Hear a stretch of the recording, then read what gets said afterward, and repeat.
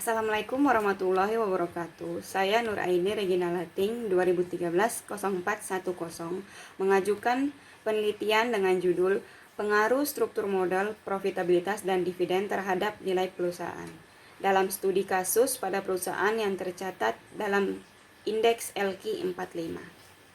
Yang pertama ada latar belakang. Perusahaan yang telah go public bertujuan untuk meningkatkan kemakmuran pemilik atau para pemegang saham melalui peningkatan nilai perusahaan. Nilai perusahaan sangat penting karena dengan nilai perusahaan yang tinggi akan diikuti oleh tingginya kemakmuran pemegang saham. Semakin tinggi harga saham, semakin tinggi juga nilai perusahaan. Nilai perusahaan yang telah go public dapat dilihat dari harga saham yang dikeluarkan oleh perusahaan tersebut. Penelitian yang dilakukan oleh Amir Rahman tahun 2014 didapatkan bahwa struktur modal berpengaruh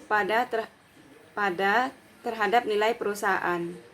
Sementara Rashid tahun 2015 didapatkan bahwa struktur modal tidak berpengaruh terhadap nilai perusahaan. Berdasarkan teori struktur modal, apabila posisi struktur modal berada di atas target struktur modal optimalnya, maka setiap pertambahan hutang akan menurunkan nilai perusahaan. Maka, dilaksanakan penelitian yang berjudul Pengaruh Struktur Modal, Profitabilitas, dan Dividen terhadap Nilai Perusahaan dalam studi pada perusahaan yang tercatat di Indeks LQ 45. Selanjutnya, rumusan masalah. Terdapat 3 rumusan masalah, yaitu apakah struktur modal berpengaruh terhadap nilai perusahaan? Kedua, apakah profitabilitas berpengaruh terhadap nilai perusahaan? Dan yang ketiga, apakah dividen berpengaruh terhadap nilai perusahaan? Tujuan penelitian untuk menguji pengaruh negatif struktur modal terhadap nilai perusahaan, untuk menguji pengaruh positif terhadap nilai perusahaan, dan yang terakhir untuk menguji pengaruh positif dividen terhadap nilai perusahaan. Manfaat penelitian. Terdapat 2 manfaat penelitian, yaitu secara teori dan praktik.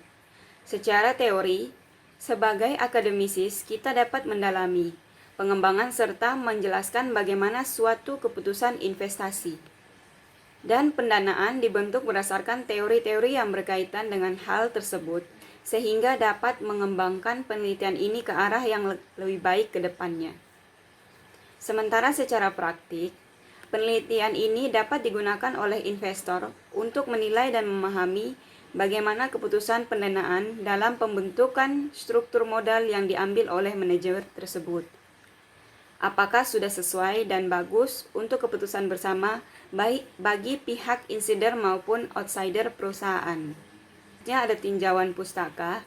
Perusahaan adalah suatu organisasi yang mengkombinasikan dan mengorganisasikan berbagai sumber daya dengan tujuan untuk memproduksi barang atau jasa untuk dijual, yang terdapat dalam Salvatore 2005. Selanjutnya, nilai perusahaan merupakan persepsi investor terhadap tingkat keberhasilan perusahaan yang terkait erat dengan harga sahamnya di dalam Sujoko dan Subantoro 2007. Sedangkan dalam Fatima, nilai perusahaan diukur dengan Market Value of Equity atau MVE, Market Value of Equity, yaitu total nilai pasar ekuitas perusahaan menurut penilaian para pelaku pasar. Metode penelitian, prosedur penelitian Research and Development. Objek dari penelitian ini adalah perusahaan yang listing di Bursa Efek Indonesia dengan periode pengamatan 2017 hingga 2019. Populasi dari data penelitian ini adalah perusahaan yang listing di Bursa Efek Indonesia sebagai perusahaan LQ 45 berturut-turut selama periode pengamatan 2017 hingga 2019. Analisis yang digunakan adalah ada 3. Analisis data, uji asumsi klasik, dan uji regresi linear berganda. Teknik pengambilan sampel dengan menggunakan metode non-probabilitas secara proposed sampling, yaitu pengambilan sampel berdasarkan pada kriteria tertentu yang dihendaki peneliti.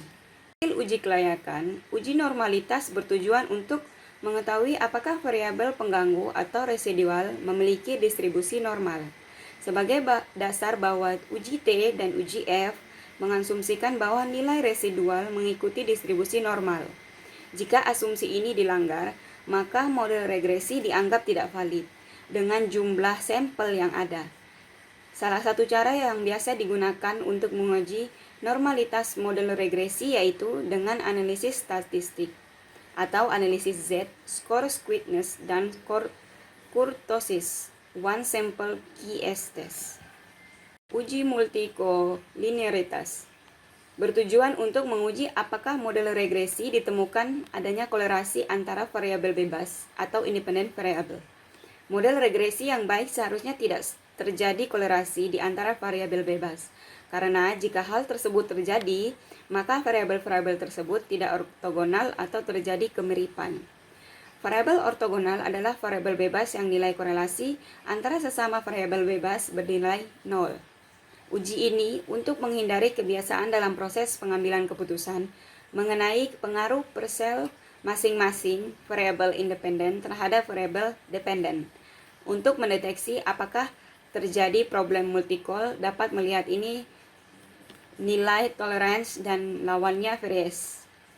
Inflation factor atau VIF, di mana nilai VIF adalah tidak boleh lebih dari 10. Uji heteroskedastisas bertujuan untuk menguji apakah dalam model regresi terjadi ketidaksamaan variance dari residual satu pengamatan ke pengamatan yang lain. Jika variance terdapat, maka disebut homoskedastisitas. Dan jika berbeda, maka terjadi problem heteroskedastisitas. Model regresi yang baik yaitu homoskedastisitas atau tidak terjadi heteroskedastisitas. Salah satu cara untuk mendeteksi ada tidaknya heteroskedastisitas yaitu dengan menggunakan uji Gledger.